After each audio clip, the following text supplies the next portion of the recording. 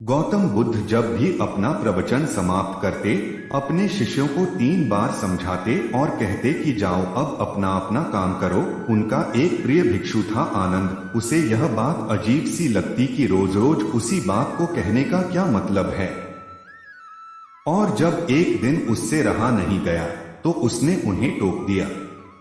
बुद्ध धीरे से मुस्कुराए और बोले, आनंद, तुम्हारा कहना अपनी जगह पर सही है कि भिक्षु को रोज रोज क्या समझाना कि जाओ अब अपना अपना काम करो, पर शायद तुमने यह ध्यान नहीं दिया कि धर्म सभा में सिर्फ भिक्षु ही नहीं, आसपास की बस्तियों के बहुत से लोग भी आते हैं। उनमें से बहुत से लोग ऐसे होते हैं जो पहली बार आए होते हैं, तो उनके लिए मैं यह बात 3 बार दोहराता हूँ। पर यह स्पष्टीकरण भी आनंद के पल्ले नहीं पड़ा। इस पर बुद्ध बोले, आनंद, आज की सभा में जितने लोग बैठे थे उनमें सन्यासी तो बहुत सारे थे, पर एक चोर और एक वेश्या भी थे। कल तुम ऐसा करना कि किसी एक सन्यासी उस चोर और वेश्या से जाकर मिलना और उनसे पूछना कि मेरी बातों का उन्होंने क्या अर्थ ग्रहण किया। यह सुनकर आनंद और आश्चर्यचकित हुआ कि इतने लोगों की भीड़ में बुद्ध ने चोर और वेश्या को एक नजर में कैसे पहचाना, और भला मैं कैसे जानूंगा कि वह चोर और वेश्या कहाँ रहते हैं। बुद्ध उसके मन की बात समझ गए। उन्होंने आनंद को चोर और वेश्या के बारे में बताया और जाकर आराम करने को कहा। आनंद ने जैसे तैसे उत्सुकता में वह रात काटी और अगले दिन सुबह सुबह तहकीकात के लिए निकल पड़ा। सबसे पहले वह एक सन्यासी के घर पहुंचा जो बुद्ध की धर्म सभा में नियमित रूप से आता था। आनंद ने उससे पूछा, रात्रि सभा में बुद्ध ने जो आखिरी वचन कहे कि अब जाकर अपना अपना काम करो, आपने उससे क्या सीखा? इस पर वह भिक्षु बोला, इसमें सीखने वाली क्या बात है? भिक्षु का नित्य कर्म है शाम को ध्यान, अल्प भोजन और विश्राम। मैंने कल भी वही किया। आनंद को पता था कि भिक्षु से उसे यही उत्तर प्राप्त होगा।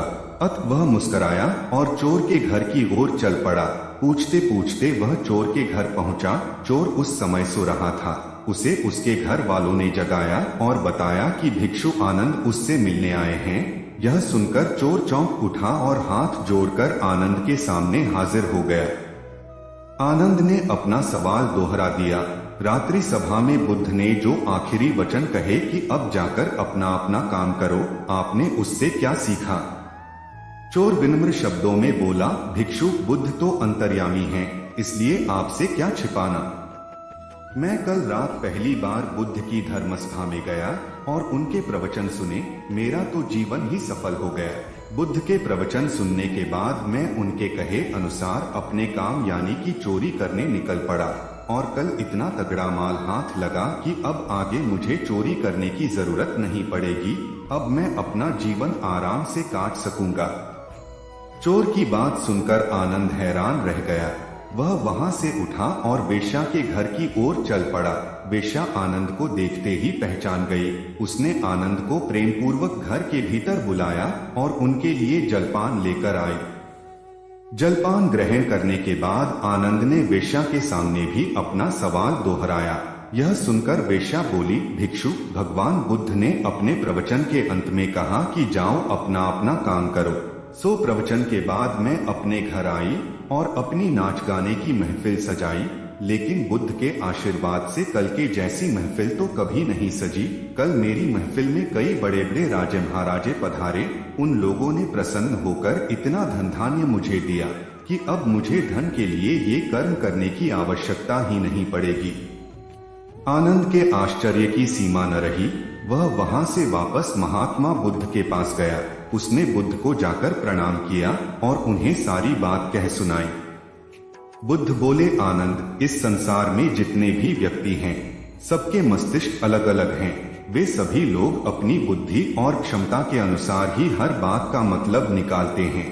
इसीलिए मैं अपनी इस बात को 3 बार कहता हूँ कि जाओ अब अपना अपना काम करो। इसके पीछे मेरी सोच यही है कि किसी के समझने में कहीं कोई कमी न रह जाए। लेकिन इसके बाद भी लोग उस बात का मतलब अपने अपने हिसाब से समझते हैं और इसका कोई उपाय भी नहीं है।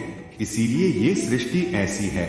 हम इसे बदलने के लिए लोगों को प्रेरित तो कर सकते हैं, पर हमारी बातों का कितना असर उन पर होगा यह कोई नहीं जानता। इसीलिए मैं सभी के साथ एक समान व्यवहार करता हूँ और सभी को एक समान अपना अपना कार्य करते रहने के लिए प्रेरित करता हूँ। दोस्तों, हम उम्मीद करते हैं कि आपको यह महात्मा बुद्ध की कहानी आपको पसंद आई होगी और हाँ, इसे अपने फ्रेंड्स के साथ भी शेयर करना मत भूलिएगा, जिससे वे भी गौतम बुद्ध की कहानियां का आनंद ले